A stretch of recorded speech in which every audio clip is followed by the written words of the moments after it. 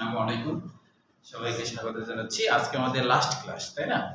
তার কারণ আজকে আমরা শেষ করব এই অধ্যায়টা, আর আগামী দিন পরীক্ষা, রবিবারের পরীক্ষা হলো। দেখো লিখে রাখছি আমি, তারিখ চক্র থেকে শেষ পর্যন্ত, ঠিক আছে? পরীক্ষার যেহেতু পরীক্ষা পড়তে পড়তে সমস্যা হলে আমাকে কল দিবা প্রয়োজন হলে রাত্রে, ঠিক আছে? ফাঁকা থেকে ওই সময় রাত্রে 9টা থেকে 10:30টার মধ্যে কল দিবা যদি কারো কোনো সমস্যা হয় কোথাও বুঝতে, ঠিক আছে? কিন্তু পরীক্ষা দিতে হবে ভালোভাবে, হ্যাঁ? পরীক্ষা না দিলে তো বুঝোই যে পড়া আসলে ওইভাবে হয় না। পরীক্ষা দিলে লিখলে পড়া হয়, তাই না? এই জন্য পরীক্ষা দিতে হবে। তো আজকে আমরা শুরু করব হার্ট অ্যাটাক থেকে।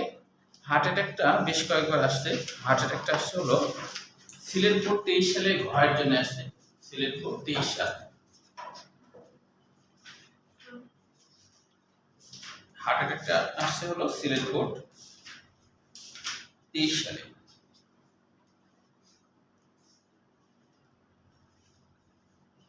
এছাড়া কুমিল্লা বোর্ড 21 সাল,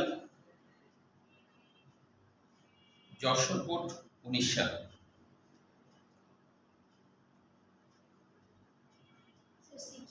হ্যাঁ, সিকিউ হিসেবে আসছে। দিনাজপুর বোর্ড 19 সালে শুধু ক্ষয়ের জন্য আসছিল, হার্ট অ্যাটাকের লক্ষণ।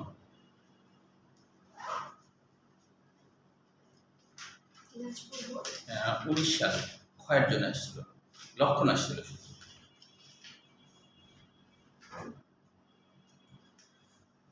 তারপরে মোটামুটি আসছে, তাই না?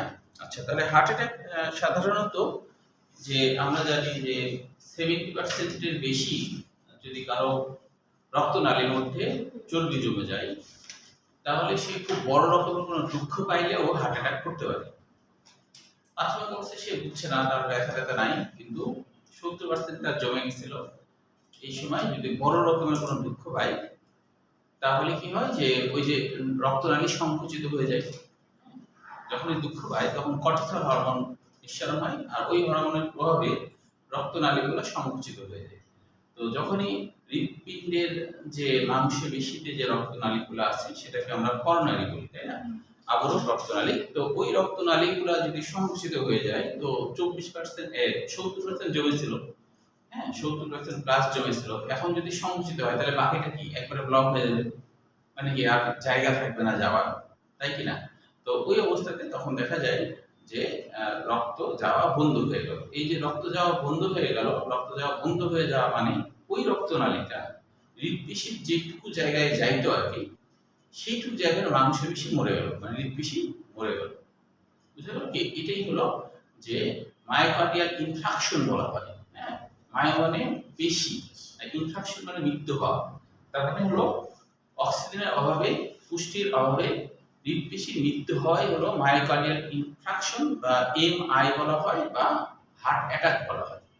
হার্ট অ্যাটাক মানে বুঝতে পারছো যে হার্ট আক্রান্ত হয়েছে, তাই না? তো আক্রান্ত হওয়া মানে যে হৃৎপিণ্ড কোনো একটা জায়গা মারা গেছে, হৃৎপিণ্ড কোথাও কোনো এক জায়গায় মারা গেছে।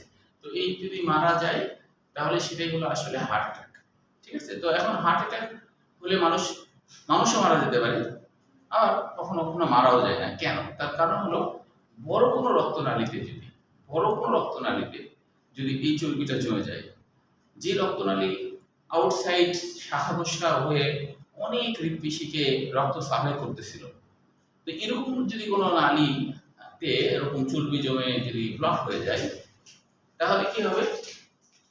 তাহলে সে মারা যাবে। তাহলে হার্ট অ্যাটাক করলে সে মারা যাবে, বুঝতে পারছো? আর যদি ছোট কোনো রক্তনালী, কোনো শাখা প্রশাখা নালী এরকম যদি হয়, শাখা প্রশাখা নালীতে যদি হয়, তাহলে সে মারা যাবে না, কিন্তু সে হ্যাঁ হার্ট অ্যাটাক করলো।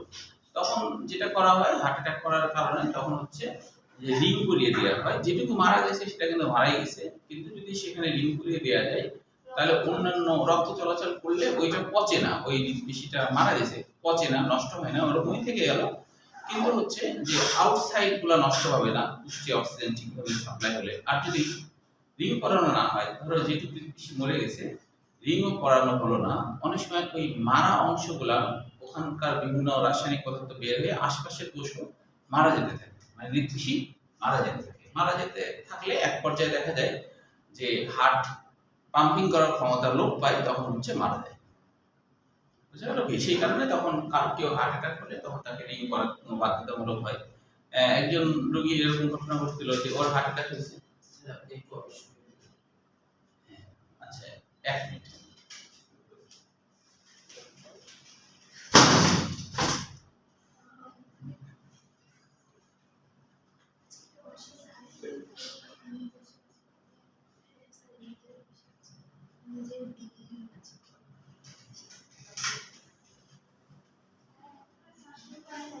শুরু করেছি একটু আগে গেল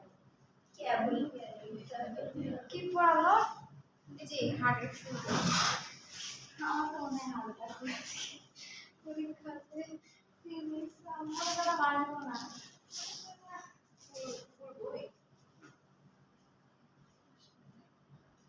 প্র্যাকটিক্যাল ছিল প্র্যাকটিক্যাল লিখতে লিখতে এটা ভালো পাবো এই জন্য অযথা খাতা সই করাতে ভালো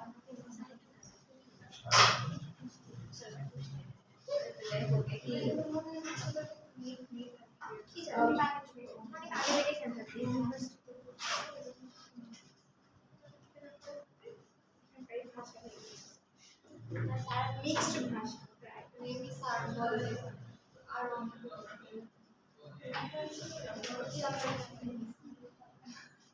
হ্যাঁ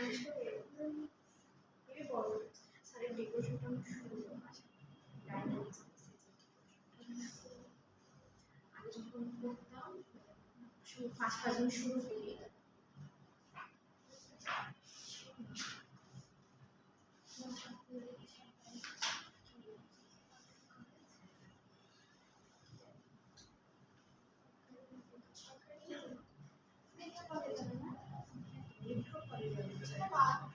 মানে লেখা আছে তাই না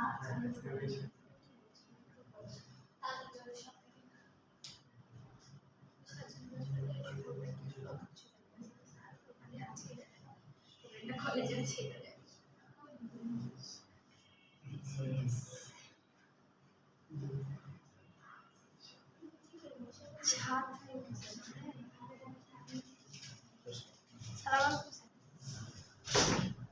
আচ্ছা, তাহলে আমরা ফিরে আসলাম। 2 মিনিটের বিরতি হয়ে গেল। তোমরা আসলে এর মধ্যে আরেকবার একটু বলি, পরে যারা আসলা তারা একটু মনোযোগ দিয়ে শুনে নাও। হ্যাঁ, হার্ট অ্যাটাকের ব্যাপারটা হলো, হার্ট অ্যাটাককে আমরা মায়োকার্ডিয়াল ইনফ্রাকশনও বলি। হ্যাঁ, যে এমআই বলা হয় সংক্ষেপে। হ্যাঁ, মেডিকেল ভাষায় মায়োকার্ডিয়াল ইনফ্রাকশন বলা হয়। কারণ হলো মায়ো বলতে পেশি, মায়ো মানে মাংসপেশি, হৃদপেশি মূলত। তো এই পেশি তো মাংসপেশি, তো এই পেশির ইনফ্রাকশন মানে অক্সিজেন এবং পুষ্টির অভাবে কোনো কোষের মৃত্যু হওয়া, কোনো কোষের মৃত্যু হওয়া। তাহলে হার্ট অ্যাটাকে যেটা হয় সেটা হলো যে ধরো অ্যানজাইনা হয়ে আছে, তাও একটু একটু করে রক্ত যাতায়াত করতেছিল। হ্যাঁ, যাতায়াত করতেছিল, চোয়া চোয়া যাচ্ছে, কষ্টে কষ্টে গেছে। আর হার্ট অ্যাটাক হলে কি একবারে যাওয়া বন্ধ হয়ে যায়, রক্ত নালীর ভিতর দিয়ে রক্ত এবং পুষ্টি যাওয়া একবারে বন্ধ হয়ে যায়। আর একবারে বন্ধ হয়ে যাওয়া মানেই হলো পুষ্টি এবং অক্সিজেন না পেলে কোষটা মারা যায়। তাহলে বলছিলাম যে এখন হার্ট অ্যাটাক 2 রকমের হতে পারে। একটা মাইনর হার্ট অ্যাটাক বলা হয়, আর একটা মেজর হার্ট অ্যাটাক। হ্যাঁ, মেজর হার্ট অ্যাটাকে সাধারণত মানুষের মারা যাওয়ার সম্ভাবনা থাকে। মেজর বলতে বড় কোনো রক্তনালী, যেই রক্তনালী ধরো অনেক হৃদপেশিকে রক্ত সাপ্লাই করে, বড় একটা শাখা যে অনেকগুলা হৃদপেশিকে রক্ত সাপ্লাই করে, এরকম যদি কোনো রক্তনালীতে হার্ট অ্যাটাক হয় তাহলে সে মারা যাবে। হার্ট অ্যাটাক করলে মারা যাবে। কিন্তু আমরা জানি অনেক হার্ট অ্যাটাকে মারা যাবে না। তার মানে কি, কোনো একটা শাখা রক্তনালী যে অল্প কিছু হৃদপেশিকে রক্ত সাপ্লাই দিত, পুষ্টি সাপ্লাই দিত, এরকম কোনো এক জায়গায় যদি হার্ট অ্যাটাক হয় তাহলে সে মারা যাবে না, কিন্তু তার হার্ট অ্যাটাক হয়েছে, মানে হৃদপেশি মারা গেছে, কিছু অংশ মারা গেছে। পরীক্ষা করলে তোমার হচ্ছে যে রক্তের মধ্যে একটা ট্রোপোনিয়ন নামে এক ধরনের প্রোটিন পাওয়া যায় রক্তের মধ্যে। যে ট্রোপো বলতে আসলে ট্রোপো মানে পুষ্টি বোঝাচ্ছে আর কি, যে এই পুষ্টি, হৃদপেশির পুষ্টি বের হয়ে আসে রক্তে। যখন হৃদপেশির পুষ্টি বের হয়ে আসে, হৃদপেশি মানে মারা যায়। তো এটা যদি রক্তে দেখা যায় যে ট্রোপোনিয়ন বেশি আছে রক্তে, মাত্রা বেশি, তখন ডাক্তাররা বুঝে যে হার্ট অ্যাটাক হয়েছে। ইসিজি করে অনেক সময় ধরা পড়ে না, ইসিজি করে অনেক সময় ধরা পড়ে না, কিন্তু রক্ত পরীক্ষা করলে এটা ধরা পড়ে যে তার হার্ট অ্যাটাক হয়েছে। ইসিজিতেও কারো কারো ধরা পড়ে, কারো কারো ধরা পড়ে না, এরকম ঘটনাও ঘটে। তো তখন হার্ট অ্যাটাক, এই হার্ট অ্যাটাক হলে কি করতে হবে, যদি সে বেঁচে থাকে তাহলে, মারা গেলে তো আর কিছু করতে হবে না, মারা গেলে তো আর কিছু করার নেই। যদি বেঁচে থাকে, হার্ট অ্যাটাকটা যদি নর্মাল হয়ে থাকে, অল্প একটু বেশি তার মৃত্যু হয়েছে এরকম যদি হয়ে থাকে, তাহলে রিং পরাতে হয়। রিং পরানোটা আমরা লাস্টে এই অ্যাঞ্জিওপ্লাস্টি ওখানে যাব, হ্যাঁ ওখানে আমরা যাব। রিং পরালে তখন কি হয়, যে রক্ত সাপ্লাই ঠিক যদি যায়, তাহলে যারা মারা গেছে তারা তাজা হবে না, কিন্তু আশপাশের কোষগুলো মৃত্যুবরণ করবে না, এবং অক্সিজেনের সাপ্লাই থাকার কারণে ওই টিস্যুটা পচে টচে নষ্ট হবে না। আর যদি রিং পরানো না হয়, আস্তে আস্তে গোটা হৃদপেশি মারা যাবে এবং তখন মানুষ মারা যাবে। এটা হলো হার্ট অ্যাটাকের মূল কথা। তো আমরা জানি চর্বি জমলে সেখানে কি হয়, প্লাজমা প্রোটিন, কিছু প্রোটিন ওখানে আকৃষ্ট হয়ে যায়, কিছু ক্যালসিয়াম ওখানে আকৃষ্ট হয়ে যায়, হয়ে গেলে একটা শক্ত অবস্থা তৈরি হয়। তো এখন দেখা যাচ্ছে যে হার্ট অ্যাটাকে কেন দুঃখ পেলে হওয়ার সম্ভাবনা থাকে, এর কারণটাই ওই যে বললাম, যে দুঃখ কষ্ট পেলে তখন রক্তনালী সংকুচিত হয়ে যায়। যখন রক্তনালী সংকুচিত হয়ে যায়, অনেক সময় দেখা যায় যে ওই সময় সংকুচিত হওয়ার কারণে ওখানে যে শক্ত যে প্লাক ছিল, অনেক সময় সেটা ভেঙে যেতে পারে। কিন্তু ওই সময় ভেঙে গেলে অনুচক্রিকার সাথে বিক্রিয়া ঘটে, অনুচক্রিকার সাথে ধাক্কা লেগে রক্তগুলা সব জমাট বেঁধে যায়, জমাট বেঁধে আবার একবারে নিরেট অবস্থার সৃষ্টি করে ফেলে। তখন রক্ত আর গেল না, তো রক্ত গেল না, তার মানে তার হার্ট অ্যাটাক হয়ে গেল। তাহলে হার্ট অ্যাটাকের পরেই কিন্তু আমাদের আসে হার্ট ফেলোর। কারণ কি, এর কারণও কিন্তু আছে। হার্ট অ্যাটাকের পরে হার্ট ফেলোর, দেখো প্রথমে ছিল অ্যানজাইনা, তার মানে কেবল চর্বি জমতেছে, মাঝে মাঝে ব্যথা হয়, এটা ছিল অ্যানজাইনা, তাই না? অ্যানজাইনার পরেই, অ্যানজাইনার ধরো মেজো ভাই ধরো হার্ট অ্যাটাক, আর বড় ভাই হলো হার্ট ফেলোর, তাই না? আচ্ছা, হার্ট অ্যাটাকটা আমরা আগে শেষ করি। হার্ট অ্যাটাকের লক্ষণগুলো দেখো কি কি। যে এখানে না বোঝার মতো যেগুলো আছে, যেমন হলো বলা হচ্ছে যে প্লাক জমে গেলে অন্তর্গাত্রে যদি প্লাক আকৃতির গঠন করে, একে করোনারি অ্যাথেরোমা বলে। রোমা কথাটার বাংলা অর্থ হলো খোলা ভাব। অ্যাথে মানে ধমনী, ধমনীর ভিতরের প্রাচীরে খোলা ভাব, অর্থাৎ এটা যদি ধমনী হয়, যেখানে জমবে সেই জায়গাটা একটু ফুলে থাকবে, সেই জায়গাটা একটু ফুলেও থাকবে। স্যার রোমা মানে কি পিণ্ড? হ্যাঁ, পিণ্ড। রোমা মানে পিণ্ড বা খোলা ভাব। রোমা মানে পিণ্ড বা খোলা ভাব, যেমন আটার পিণ্ড বলা হয়, আটার পিণ্ড। তো পিণ্ড তো আসলে গোল স্ফীত খোলা, ওই কারণে রোমা মানে পিণ্ড বা খোলা ভাব, এরকম সৃষ্টি হয়। এটা ছাড়া আর বাকিগুলা তো বলেছি। হার্ট অ্যাটাক, মায়োকার্ডিয়াল ইনফার্কশন কেন বলা হয়, হার্ট অ্যাটাকের লক্ষণও যেহেতু বোর্ড পরীক্ষায় আসছে, শুধু লক্ষণগুলো মনে রাখতে হবে। তো এখানে লক্ষণগুলোর প্রথম অক্ষর মনে রাখা একটা ছন্দ বানিয়েছি, এই ছন্দের মাধ্যমে তোমার মনে রাখতে পারবে। সেটা হলো বউ ঘুমের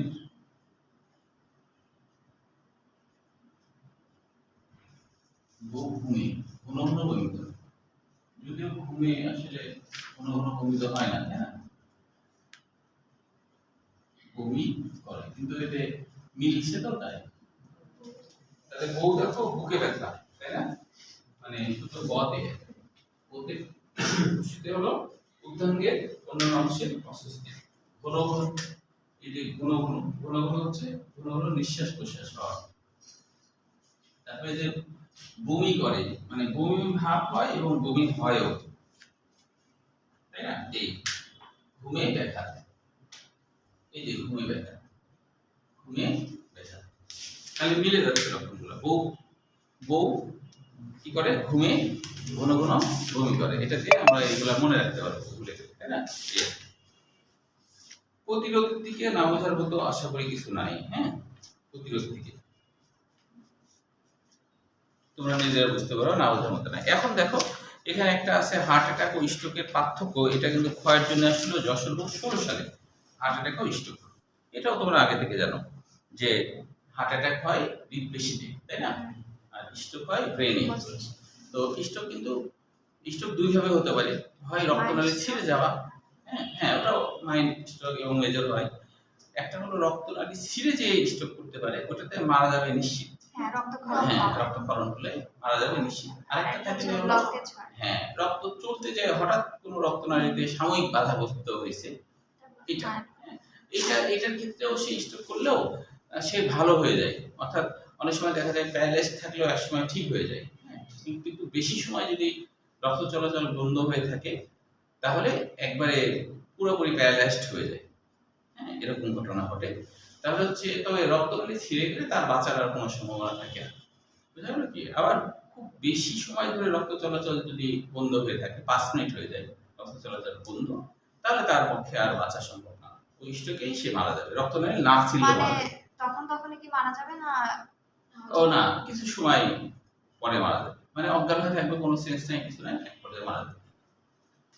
তো সাধারণত 5 মিনিট বন্ধ থাকি না, তার আগেই মানুষ হচ্ছে 2-3 মিনিট হলেও মানুষ মারা যায়, মানে হয়তো কয়েকদিন কমায় থাকে তারপর মারা যায়, এরকম হয়। অনেক তো সময় ওই যে মানে অপারেশন করে যে রক্ত ব্লকটা ইয়ে করার জন্য মস্তিষ্কে, তো ওইটা করলে কি মানে বেঁচে যায়?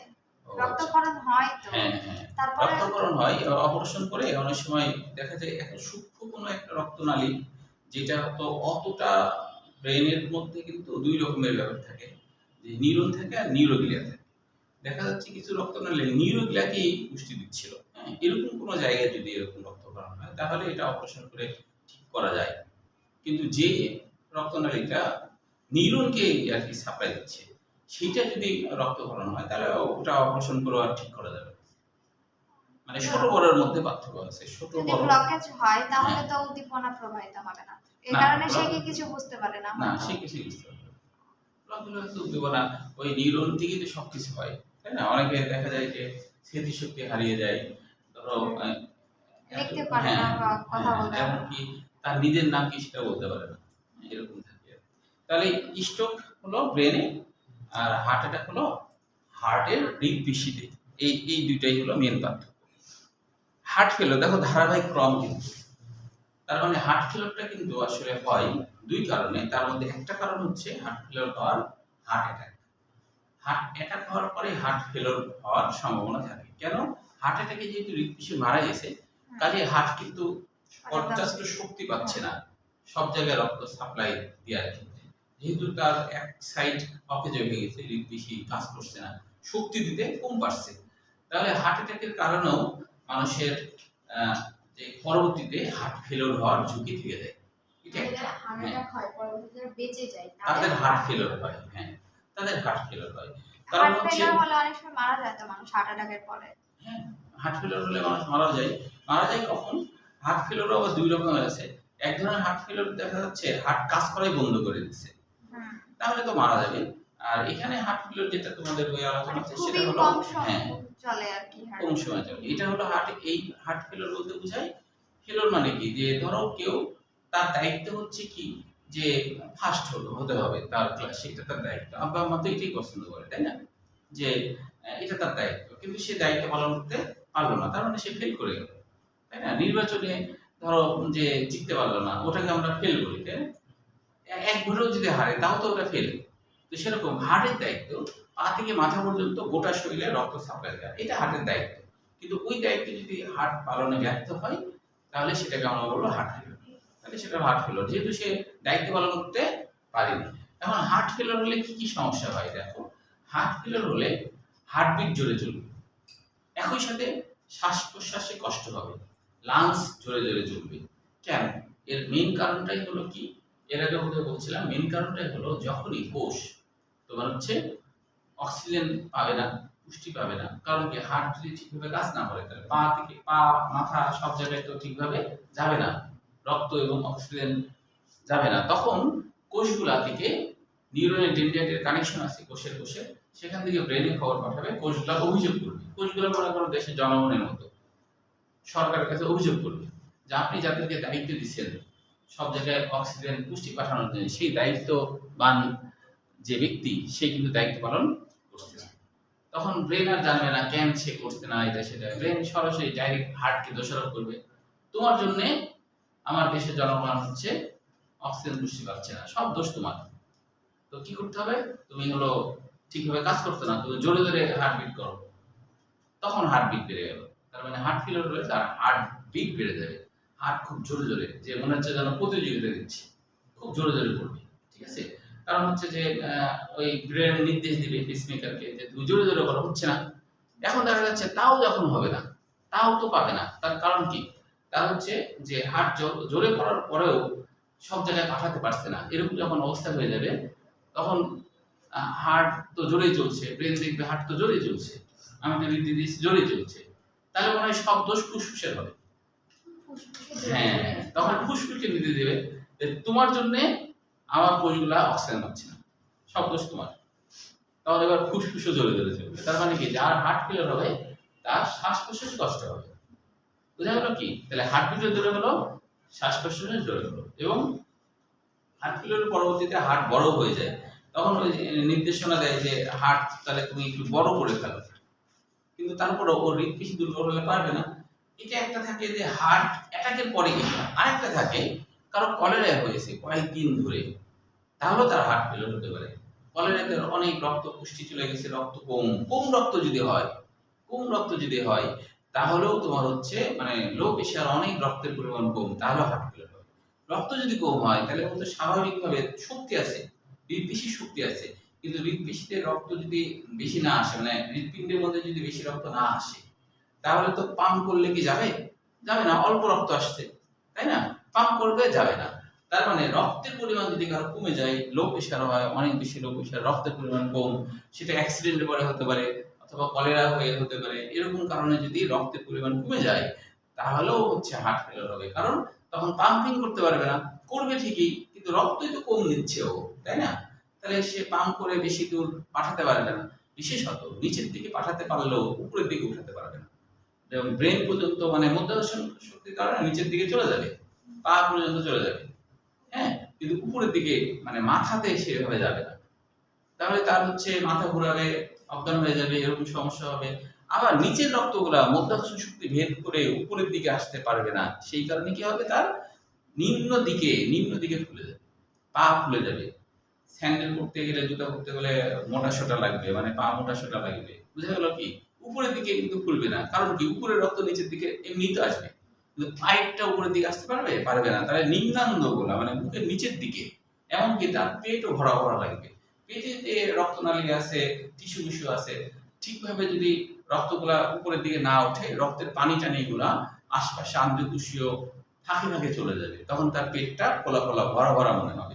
কারণ ওখানে সবসময় যদি তোমার তরল উপাদান থাকে, রক্ত রসটা জমে থাকে, ঠিকভাবে যাচ্ছে না, তাহলে ওখানে জমেই থাকবে, উপরে তো উঠছে না, তখন তার হচ্ছে পেট ভরা ভরা মনে হবে।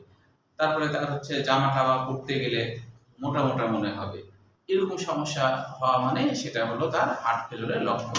যদি কারো এরকম হয় তাহলে বুঝতে হবে তার হার্ট ফেলিওরেরই লক্ষণ।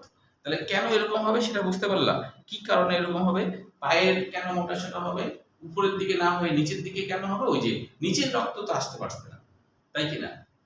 যাওয়ার সময় চলে যাবে, যাবে না, কারণ নিচের দিকে আকর্ষণের কারণে, মধ্যাকর্ষণ শক্তির কারণে চলে যাচ্ছে। কিন্তু উপরে ওঠার সময় কষ্ট, কারণ ওর প্রেশার তো নাই, রক্তই তো কম। তাহলে দুই কারণে হার্ট অ্যাটাক হতে পারে। একটা হচ্ছে যে রক্তের পরিমাণ কমের জন্য, আর একটা হৃদপিণ্ড দুর্বল হলে, হার্ট অ্যাটাকের কারণে হৃদপিণ্ড দুর্বল হলে তখন কিন্তু ঠিকভাবে যাবে না, তাই কিনা? তাহলে এটাই হলো হার্ট অ্যাটাকের কারণ, লক্ষণ, প্রতিকার সবটাই। যদিও এটা বোর্ড পরীক্ষায় একবার আসছে সৃজনশীল হিসেবে, সেটা হলো কুমিল্লা 21 সালে, হার্ট অ্যাটাকের লক্ষণ আর প্রতিকার এটা আসছে। তারপর পড়ে রাখতে হবে, যেহেতু কঠিন না কিছু, হ্যাঁ, আমি যেগুলো বলছি সেগুলো বইয়ে লেখা আছে।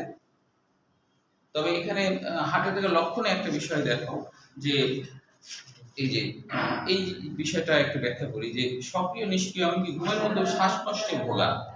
শ্বাসকষ্টে কেন হবে?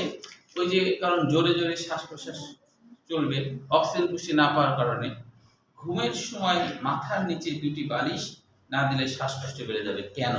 কারণ হচ্ছে কি, যে যখন তার হচ্ছে যে লাংসের আশপাশে যে রক্তনালীগুলো আছে, লাংসের আশপাশে রক্তনালীগুলো আছে, সেগুলো ঠিকভাবে বের হবে না, রক্তের যে রক্ত রসগুলা, সেগুলো জায়গায় জায়গায় থেকে যাবে। তখন দেখা যাবে কিছু কিছু অ্যাম্বুলেন্সের মধ্যেও রক্ত রসগুলো চলে আসবে, পাসিং হবে না ঠিকভাবে। তখন দেখা যাবে শুলে পরে হবে কি, এই লাংসের যে রক্ত রসগুলা সেটা দেখা যাবে ট্রাকিয়াতে চলে যাবে, মানে শুলে পড়ে সমান্তরাল হবে। তো বালিশ যদি উঁচা না হয় তাহলে শুলে কি হচ্ছে দেখো, এই বরাবর এখানে ধরো লাংস আছে, লাংস থেকে গড়ায় গড়ায় ট্রাকিয়াতে, শ্বাসনালীর এইদিকে চলে আসবে। যখন এইদিকে চলে যাবে তখন কাশি হবে। তাই কি, বালিশ দিয়ে উঁচা করে থাকলে কি, লাংসের যে রসগুলো আছে সেগুলো কিন্তু নিচের দিকে থাকবে, তাহলে তার কাশি হবে না।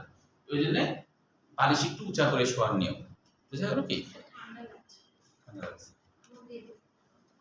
তোমাদের দিকে বলতে বলবো।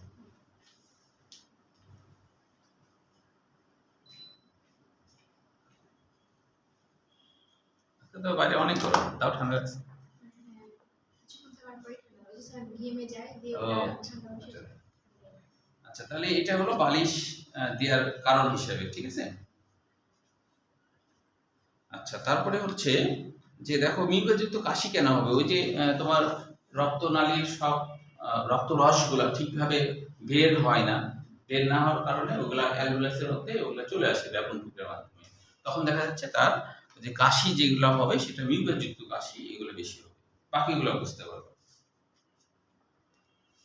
তারপরে করোনারি হৃদরোগের ঝুঁকি সৃষ্টিকারী উপাদান সমূহ, এগুলো এমসিকিউর জন্য পড়তে হবে। তারপরে দেখো হৃদরোগ নির্ণয়ে কি কি ব্যবহার করা হয়, এগুলো এমসিকিউর জন্য। হৃদরোগ নির্ণয়ের জন্য কি কি বিষয়গুলো আমরা লক্ষ্য করি, তার মধ্যে যেগুলো না বোঝার মতো সেগুলো একটু আলোচনা করি। যেমন দেখো ইসিজি তো জানোই, ইলেকট্রোকার্ডিওগ্রাম, তাই না, যে বিদ্যুৎ প্রবাহ করে। কার্ডিওগ্রাম মানে কি, কার্ডিও মানে হার্ট, গ্রাম মানে দেখা, এই গ্রাম মানে দেখা, হ্যাঁ। তাহলে হার্ট দেখা কিভাবে, ইলেকট্রো মানে বিদ্যুৎ, বিদ্যুৎ প্রবাহের মাধ্যমে হার্ট দেখা, হার্টের বিট দেখবা যে ইসিজিতে এরকম একটা ইয়ে থাকে, এরকম থাকে, হ্যাঁ, এরকম থাকে না। তো ওই জিনিসটা যদি কখনো ধরো যে আপ এন্ড ডাউন হয়ে যায়, তাহলে বুঝতে হবে হার্ট ঠিকভাবে কাজ করছে না। ডাক্তাররা ওটা দেখে বুঝে যে আপ এন্ড ডাউন মানে অনেক উপরে নিচে চলে গেছে, তার মানে হার্ট ঠিকভাবে কাজ করছে না। সমান্তরাল তাহলে ঠিক আছে। আর যদি মনে করো যে ওই, আর যদি এরকম করতে করতে করতে করতে দেখা গেল ডট ডট হয়ে গেল, তার মানে হার্ট বন্ধ হয়ে গেছে, তার মানে মারা গেছে, হ্যাঁ, ডট ডট হয়ে গেল এরকম। তো বিদ্যুৎ প্রবাহের মাধ্যমে হার্ট দেখা, এটাকে বলা হয় ইসিজি বা ইলেকট্রোকার্ডিওগ্রাম।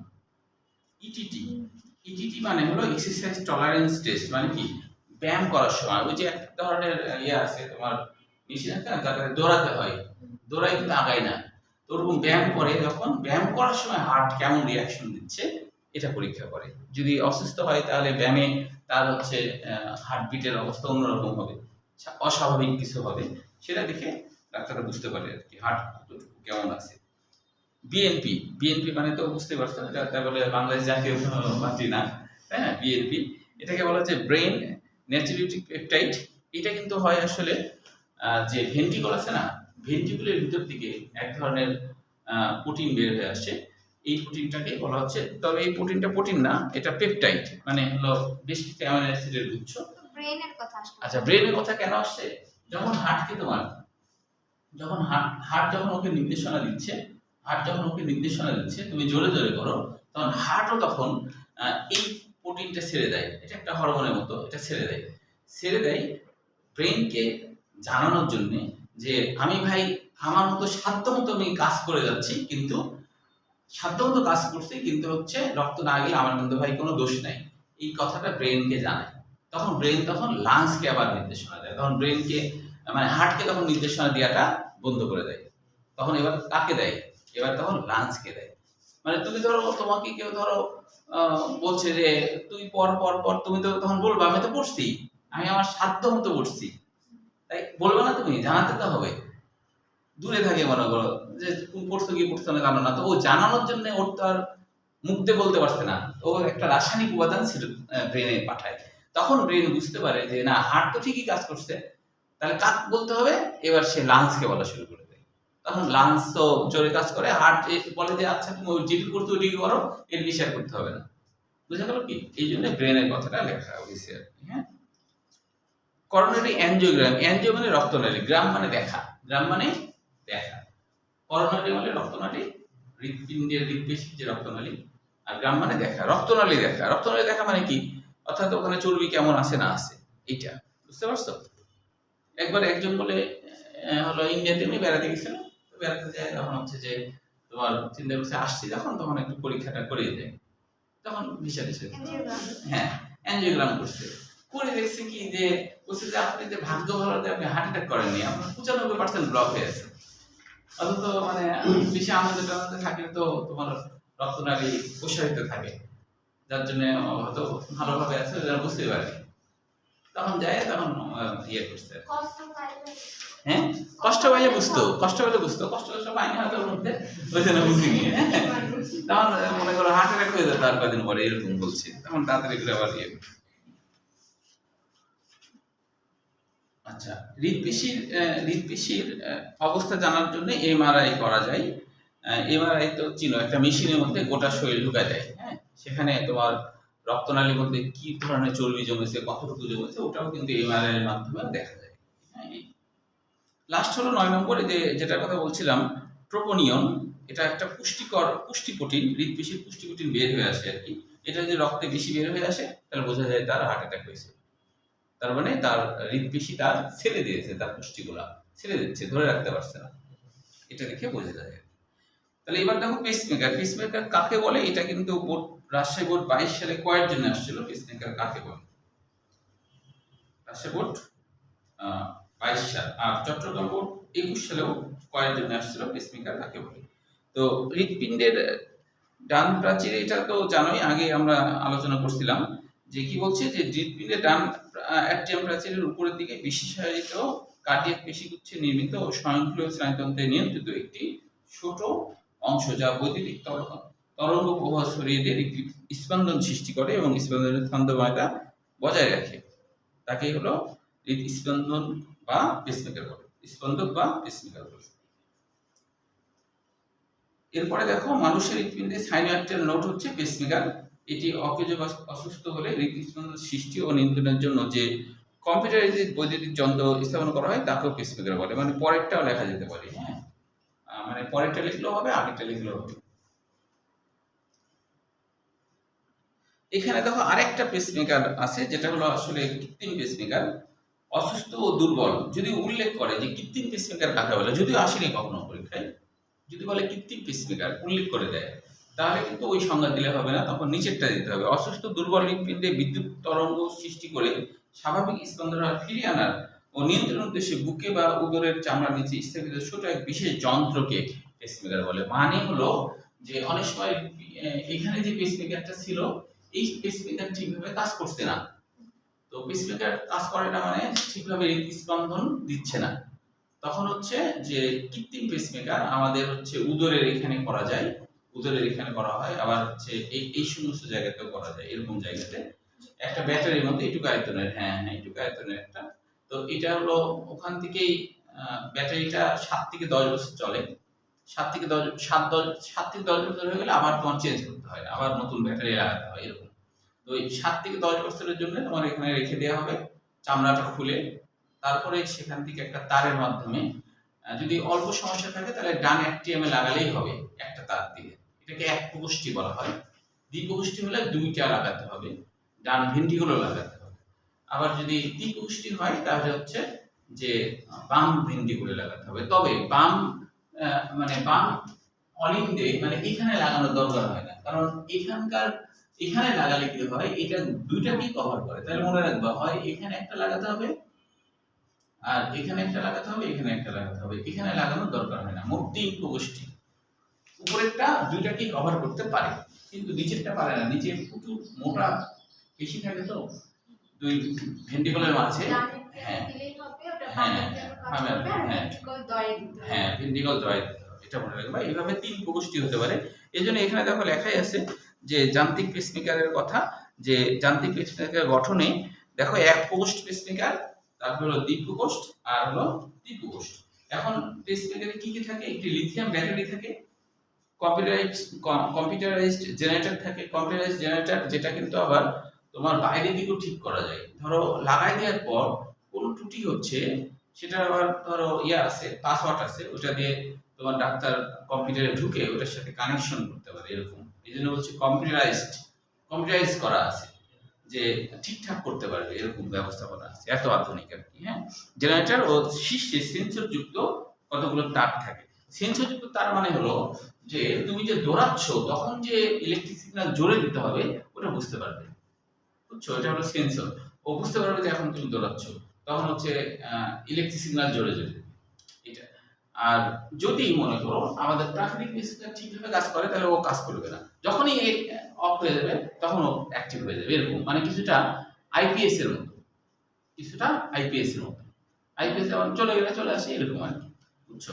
এরকম ভাবে কাজ করে আর কি। তাহলে হচ্ছে যে এটা আশা করি বুঝতে পারবা। পেসমেকার যেভাবে কাজ করে এটাও এটাও করে রাখা ভালো, আসেনি যদিও কখনো, করে রাখা ভালো কিভাবে কাজ করে এটাও নিজেরা করলে বুঝতে পারবে।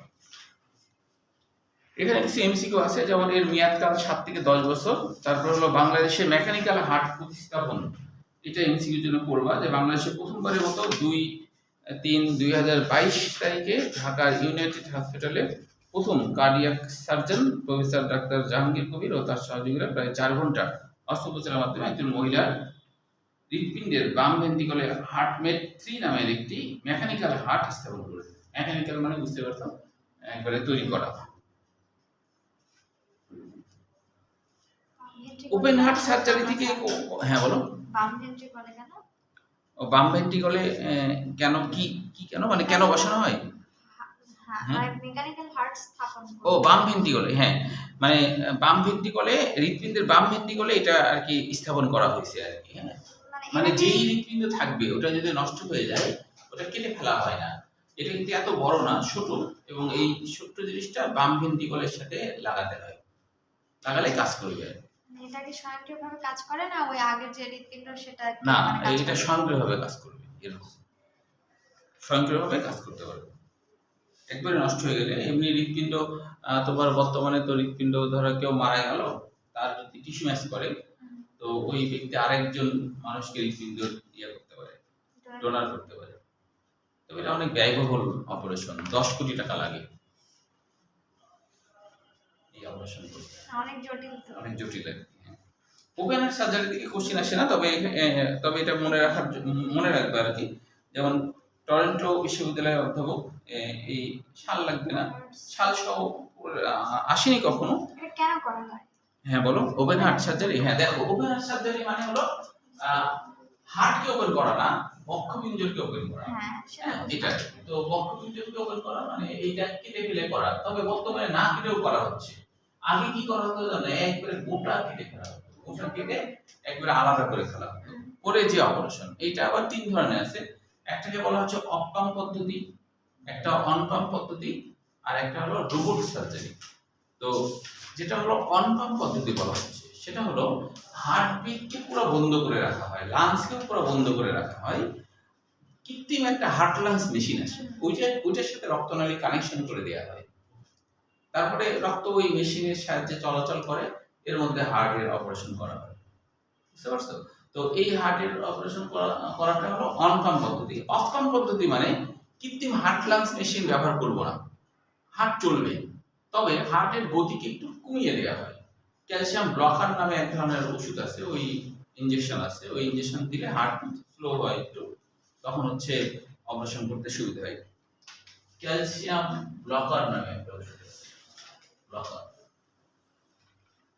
এক ধরনের ক্যালসিয়াম যুক্ত উপাদান, এটা আর কি গেলে হার্ট তখন স্লো হয়ে যায়। 2টা ওষুধ আছে, আর একটা হলো বিটা ব্লকার। এই 2টা ওষুধ দিয়ে হার্টকে কিছুটা স্লো করা হয়, তারপর অপারেশনটা করা হয়। বর্তমানে কি করা হয়, বর্তমানে এটা ফুটা করা হয়, ফুটা করে ওই ফুটার মধ্যে তোমার হচ্ছে মেশিন থাকে, অর্থাৎ হলো যে ক্যামেরার সাথে থাকে, ওটা দিয়ে কম্পিউটারে দেখে ডাক্তার ঠিকঠাক মতো কাজ করছে কিনা, সেভাবে করা হয়। হ্যাঁ, তবে যখন আর কি ভালভ চেঞ্জ করার দরকার হয়, তখন হৃৎপিণ্ড ফুটা করেই ভিতরে ঢুকে কাজ করানো হয়, তবে হৃৎপিণ্ড গোটা কাটা হয় না। আগে অবশ্য গোটা করেই করা হতো আগে, এখন হচ্ছে ফুটা করে করে সবকিছু করা হচ্ছে। যদি ভালভের পরিবর্তন দরকার হয়, তাহলেও সেই ক্ষেত্রে হৃৎপিণ্ড ফুটা করে মেশিন, ক্যামেরা থাকে, ওইভাবে কাজ করে। অনেক কঠিন একটা অপারেশন আর কি। আচ্ছা, তাহলে এখান থেকে কোশ্চেন হয় না, তবে করোনারি বাইপাস সার্জারি এটাও গুরুত্বপূর্ণ সৃজনশীল। এটা দেখো, করোনারি বাইপাস সার্জারি কাকে বলে, দিনাজপুর বোর্ড 21 সালে ক্ষয়ের জন্য আসছিল, করোনারি বাইপাস সার্জারি কাকে বলে। এছাড়া আর্টারিও স্ক্লেরোসিস কাকে বলে, এটা রাজশাহী বোর্ড এবং ময়মনসিংহ বোর্ড 23 সালে ক্ষয়ের জন্য আসছিল, আর্টারিও স্ক্লেরোসিস। আর্টারি মানে তো ধমনী, স্ক্লেরোসিস মানে, স্ক্লেরেন মানে কি, শক্ত, স্ক্লেরেন মানে হলো শক্ত, স্ক্লেরেন এর বাংলা অর্থ কি, শক্ত হওয়া, সিস মানে পদ্ধতি, শক্ত হওয়ার পদ্ধতি, তাই না?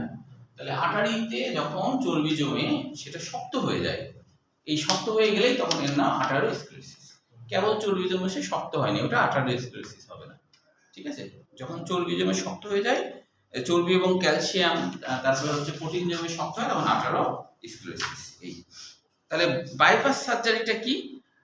আরেকটা বিষয় আছে দেখো, যে আর অ্যাথেরোমেটাস প্লাগস, আর পুঞ্জীভূত পদার্থগুলোকে বলা হয় অ্যাথেরোমেটাস প্লাগস।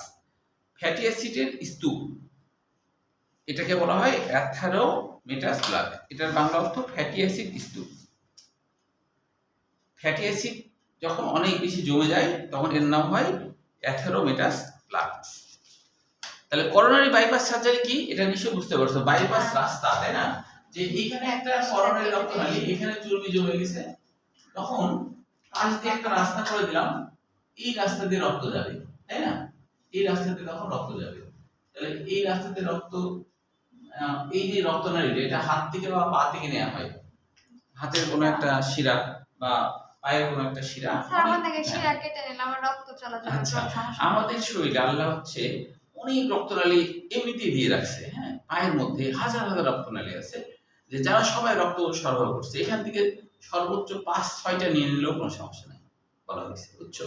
কারণ অন্যান্য অনেক রাস্তা দিয়ে যানবাহন চলে না, কোনো যানবাহন যদি কাজ চলে তখন ওই রাস্তা বন্ধ করে দেয়, মানুষের যাতায়াত বন্ধ থাকে, পার্শ্ব দিক দিয়ে যায় না, তো সেরকম একটা দুইটা নালী নিয়ে নিলে, রক্তনালী নিলে সমস্যা হয় না।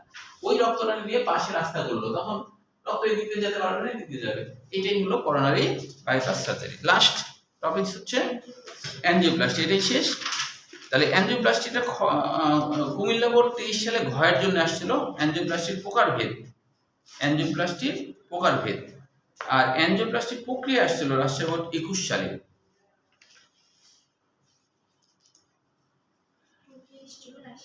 বোর্ড 21 সাল প্রক্রিয়া, অ্যানজিওপ্লাস্টিক প্রক্রিয়া ঘয়ের জন্য আসছিল 4 মার্কে। আচ্ছা, এটা একটু বলি, তো সময় হয়ে যাচ্ছে। অ্যানজিওপ্লাস্টি মানে, এটার বাংলা দেয়া আছে বইয়ে, অ্যানজিও মানে রক্তনালী, প্লাস্ট মানে পুনর্গঠন, রক্তনালীর পুনর্গঠন, রক্তনালীর পুনর্গঠন। অর্থাৎ হলো এই যে রক্তনালীতে চর্বি জমেছে, এই চর্বিগুলো ফেলে ফেলে দিব আর কি, ফেলে এটাকে আবার স্বাভাবিক করব, আগের মতো করব। তো এটাই হলো অ্যানজিওপ্লাস্টি। তো অ্যানজিওপ্লাস্ট থেকে অ্যানজিওপ্লাস্টি। তো স্বাভাবিক করার জন্য 4টা পদ্ধতি আছে। একটা পদ্ধতি হলো বেলুন পদ্ধতি বলা হচ্ছে। বেলুন পদ্ধতি কি, যে আমাদের পুস্কি এখানে বা আমাদের হাতের এই সমস্ত জায়গাতে কোনো একটা রক্তনালীর মধ্যে একটা ক্যাথেটার বা তার আর কি, সেই তারের আগায় একটা চুপসানো বেলুন ঢুকাই দেব। হ্যাঁ, ধরো এটা তার, তারের আগে একটা চুপসানো বেলুন ঢুকাই দিলাম, তারপরে সেখানে ক্যামেরা থাকবে। এবার ওই রক বরাবর এটা আগাতে থাকবে, আগাতে আগাতে আগাতে কম্পিউটারে দেখবো ঠিক যাচ্ছে কিনা। রক্তনালীর যেই জায়গায় সমস্যা, এইখানে সমস্যা, এইখান পর্যন্ত জোর করে ঢুকাই দেবো। তারপরে বাইরে থেকে বেলুন খোলাবো, বেলুনের ফুলানোর চাপে এগুলো সব ভেঙে ফেলে এটা আলাদা হয়ে যায়, বুঝছো। তাহলে এটা হচ্ছে যে গোড়া টোড়া হয়ে গেল, এটা একটা পদ্ধতি। আর একটা পদ্ধতি হলো লেজার অ্যানজিওপ্লাস্টি। লেজার হলো যে একইভাবে আমি পাঠাবো, কিন্তু এর আগাতে রেডিয়েশন দেওয়ার মতো লেজার রশ্মি দেওয়ার মতো ব্যবস্থা আছে। লেজার রশ্মি দিয়ে এগুলো গলায় গলায় একবারে ধূলিসাৎ করে দিল। হ্যাঁ, এগুলো পরে বৃক্কের মাধ্যমে, কৃত্রিম মাধ্যমে বের হয়ে যায়, কিরকম করা। আরেকটা হচ্ছে করোনারি অ্যাথোরেক্টমি। রেক্টমি মানে ছোট ছোট করে কাটা, রেক্টমি মানে ছোট ছোট করে কেটে ফেলা, ছোট ছোট করে ভেঙে ফেলা। রেক্টমির বাংলা অর্থ ছোট ছোট করে কেটে ফেলা বা ছোট ছোট করে ভেঙে ফেলা, এটাকে বলা হয় রেক্টমি। তো এই রেক্টমি করবো, অ্যাথেরোক্টমি মানে অ্যাথেরো মানে ধমনী। তাহলে ওই ধমনীর মধ্যে যে চর্বিগুলো আছে সেগুলো কেটে ফেলবো। কাটার ক্ষেত্রে কি করব, সেক্ষেত্রে কি করব, যে যে ক্যাথেটারটা বা তারটা পাঠাবো তার সাথে এরকম গ্রিল মেশিনের মতো জিনিসপত্র আছে, ব্লেড খুর এটা সেটা আছে, এর ভিতরে ঢুকায় তারপরে ঢুকে ঘুরাবো, একবারে সব মনে করো গলে বলে ছিঁড়ে মেরে কাটি কুটে সব বের হয়ে চলে যাবে। তো 4টা পদ্ধতি রুগী যেটা পছন্দ করে, রুগী দেখা যায় যে অ্যাথোরেক্টমি ভয় পায়, তখন বলে যে ঠিক আছে আপনি এটা ভয় পান তাহলে এটা করেন, যে ভয় পায় যে কাটি ফেলবেন, শেষে রক্তনালী কেটে যায় যদি, এই সেই। তো তাহলে এটা একটা পদ্ধতি। সব থেকে উন্নত পদ্ধতি হলো করোনারি স্টেরিং, এটাকেই বলা হয় ওই যে রিং পরানো। এটা হলো সব থেকে ভালো, এটাই বেশিরভাগ মানুষ করে। এটা খরচ বেশি, আগের গুলার খরচ কম, এটা একটু খরচ বেশি। এটার কি করা হয়, একই সিস্টেম, বেলুন পরানো হলো, বেলুনের উপরে আবার একটা তার, এমন এক ধরনের তার যেটা হলো চাপে বড় হয়ে গেলে আবার সংকুচিত হয় না। তো বেলুন পরাইছি, তার উপরে ওই তার দিয়েছি, হ্যাঁ, নেট মতো দিয়ে এবার এটা সহকারে এর মধ্যে ঢুকা দিলাম, বাইরে থেকে যখন বেলুন খোলাবো তখন নেটও খুলে যাবে, তারপরে বেলুনটা বের করে নিয়ে আসবো, নেটটা এখানে রেখে দেবো, এর মধ্যে নেটটা রেখে দেবো। তো যখন এর মধ্যে নেটটা তুমি রেখে দেবা, নেট রেখে দেবা, তাহলে এর মধ্যে তো আর ইয়ে হবে না, চর্বি জমবে না, নেটে তো আর চর্বি জমবে না, এটা তো কোষ না। তাহলে দেখা গেল তার হচ্ছে আর সমস্যা হলো না, স্বাভাবিক সে জীবনযাপন করলো। এটাকেই বলা হচ্ছে যে অ্যাঞ্জিওপ্লাস্টি। পুনরায় করলাম না তাই, তাহলে যা যা আসলে প্রথম চ্যাপ্টার মধ্যে লেখা আছে সেটাই কিন্তু অ্যাঞ্জিওপ্লাস্টি প্রক্রিয়ার মধ্যে লেখা আছে, যা যা উপরে আলোচনা হলো সেটাই কিন্তু এর মধ্যে লেখা আছে, তাছাড়া আর কিছুই না। যা যা আমরা আলোচনা করলাম কিভাবে কি করা হয় সেটা এর মধ্যে আছে। কাজে প্রকারভেদ বললে আর অ্যাঞ্জিওপ্লাস্টি প্রক্রিয়া বললে একই কথা, একই উত্তর প্রায়, খালি এটা আলাদা আলাদা, এটা একসাথে লেখা আছে। অ্যাঞ্জিওপ্লাস্টি উপকারিতা যদি লেখিনি, তারপর এটা একটু রিডিং করে রাখো, আসেনি কখনো, যদি আসে আর কি। তাহলে যেহেতু আগামী দিন পরীক্ষা, সমস্যা থাকলে আমাকে ফোন দিবা রাত্রে পড়তে পড়তে, ঠিক আছে? রাত্রে ফোন দিবা যদি সমস্যা হয়। হ্যাঁ, সিকিউর যেটা বলবো, ওপেন হার্ট সার্জারি ছাড়া বাকি সবগুলোই কম বেশি আসছে একবার দুবার। ওপেন হার্ট সার্জারি আসেনি, এটা তো খুব একটা বড় কিছু না, তারপর করে রাখবা এমনিতে। তাহলে হচ্ছে বাকি সবগুলোই কিন্তু কম বেশি আসছে আর কি। তাহলে এটা সৃজনশীলের জন্য পড়তে হবে। হ্যাঁ বলো। অ্যান্ডোপ্লাস্টি যদি তুমি রিং পরাও তাহলে আর জমবে না ওখানে, আর রিং ছাড়া অন্য কিছু করলে আবার জমবে। অনেকে বলে যে চেঞ্জ করতে হবে। হ্যাঁ, চেঞ্জ করতে হয় হচ্ছে যে অনেক সময় হয় কি জানো, এই রিংটা অনেক সময় ক্ষয়ে যায়, নষ্ট হয়ে যায়। এর কারণ আছে যে, যেমন ধরো রিং পরানো মানুষ যদি হোমিওপ্যাথিক ওষুধ বেশি খায়, মানে অন্যান্য সমস্যার কারণে, তাহলে নাকি এটা ঝুঁকি থাকে। হোমিওপ্যাথিক কাজ হলো বহিরাগত শক্তি থেকে বাইরে বের করে দেয়, তখন এটাকে বহিরাগত মনে করে বাইরে বের করে, মানে গলায় দিবে। হ্যাঁ, এরকম হলে তখন চেঞ্জ করতে হবে।